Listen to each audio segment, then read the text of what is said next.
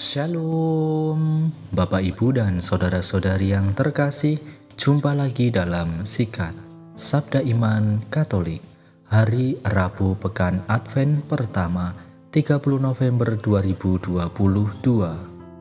Hari ini gereja merayakan pesta Santo Andreas Rasul. Bacaan dari Injil Matius bab 4 ayat 18-22. Marilah kita siapkan hati dan pikiran kita untuk mendengarkan sabda Tuhan. Semoga Tuhan beserta kita, sekarang dan selama-lamanya. Inilah Injil suci menurut Matius. Dimuliakanlah Tuhan. Pada suatu hari ketika Yesus sedang berjalan menyusur danau Galilea, ia melihat dua orang bersaudara, yaitu Simon yang disebut Petrus dan Andreas saudaranya. Mereka sedang menebarkan jala di danau, sebab mereka itu penjala ikan. Yesus berkata kepada mereka, "Mari, ikutlah aku, dan kamu akan kujadikan penjala manusia." Mereka pun segera meninggalkan jalannya lalu mengikuti Yesus. Setelah Yesus pergi dari sana, dilihatnya pula dua orang bersaudara, yaitu Yakobus anak Zebedeus dan Yohanes saudaranya. Bersama ayah mereka, Zebedeus sedang membereskan jala di dalam perahu. Yesus memanggil mereka, dan mereka segera meninggalkan perahu serta ayahnya lalu mengikuti dia. Demikianlah sabda Tuhan. Terpujilah Kristus. Bapak, Ibu, dan saudara-saudari yang terkasih, renungan hari ini akan dibawakan oleh Pater Laurentius MSSCC dari Italia. Selamat mendengarkan.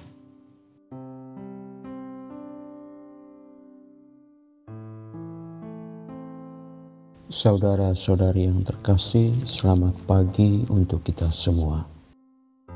Setiap manusia atau orang beriman sangat istimewa di hadapan Allah.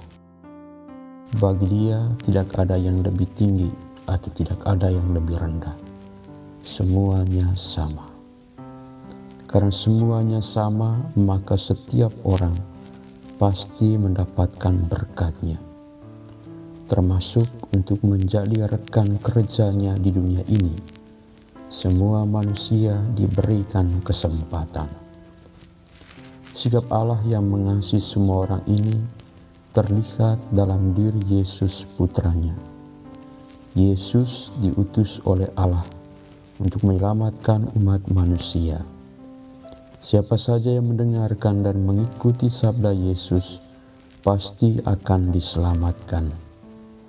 Selama berkarya di dunia ini, Yesus selalu menyerukan, "Datanglah dan ikuti aku, maka kalian akan selamat."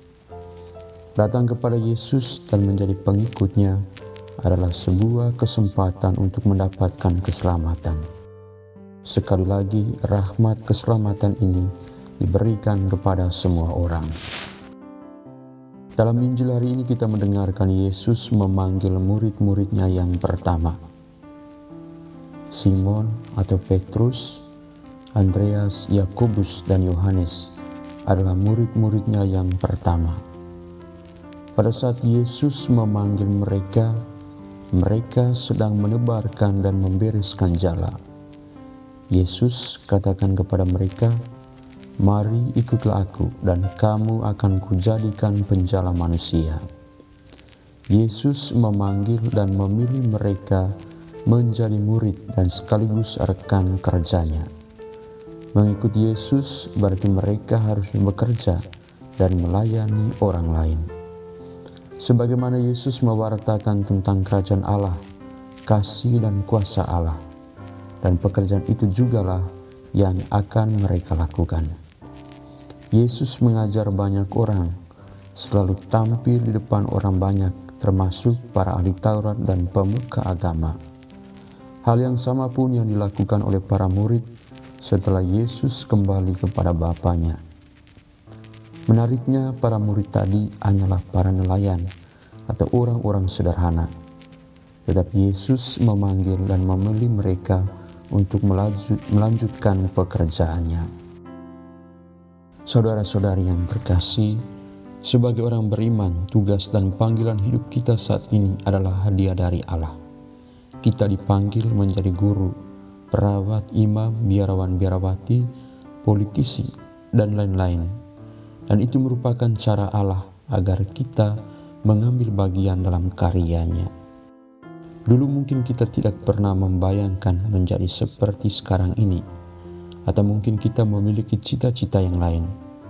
Tetapi karena kehendak Allah, maka kita sekarang menjadi guru, perawat, imam, biarawan, biarawati, politisi, dan lain-lain. Seperti yang dialami oleh para murid tadi, dari penjala ikan menjadi penjala manusia. Berkaitan dengan hal ini yang perlu kita renungkan juga dalam panggilan atau jalan hidup kita saat ini, yaitu apakah rahmat panggilan yang kita alami saat ini semata-mata karena kuasa Allah? Dalam Injil tadi kita juga mendengarkan tentang reaksi atau tanggapan dari Petrus, Andreas, Yohanes, dan Yakobus. Setelah mereka mendengarkan ajakan Yesus, mereka pun segera meninggalkan jala, perahu, dan orang tua, lalu mengikuti Dia. Sikap yang ditunjukkan oleh keempat murid Yesus ini menunjukkan adanya kerjasama antara kehendak Allah dengan kebebasan manusia.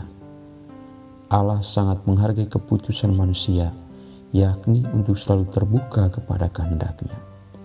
Keempat murid tadi mengikuti Yesus tanpa ada desakan dari siapapun atau dari Yesus sendiri, tetapi murni dari kebebasan mereka. Tentu sikap dari keempat murid Yesus tadi menjadi contoh dalam kehidupan kita. Kita ini orang biasa, sederhana, bahkan kita adalah orang berdosa.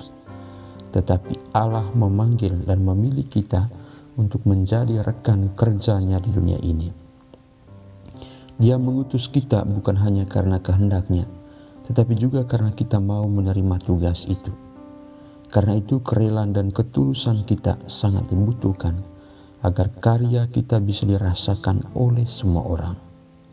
Jika kita berkarya dengan tulus hati, mencintai panggilan hidup kita, maka Allah melimpahkan berkat-Nya dalam kehidupan kita di dunia ini. Saudara-saudari yang terkasih, Santo Andreas yang kita rayakan pestanya hari ini menjadi teladan bagi kita. Dia seorang pewarta sejati. Dia membawa banyak orang untuk semakin dekat dengan Allah dan membuat banyak orang semakin percaya bahwa Yesus adalah sungguh putra Allah.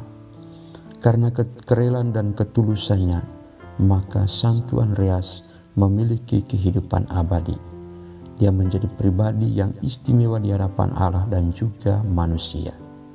Kita pun pasti bisa jika memiliki kerelaan dan ketulusan untuk melayani Tuhan dan sesama. Amin.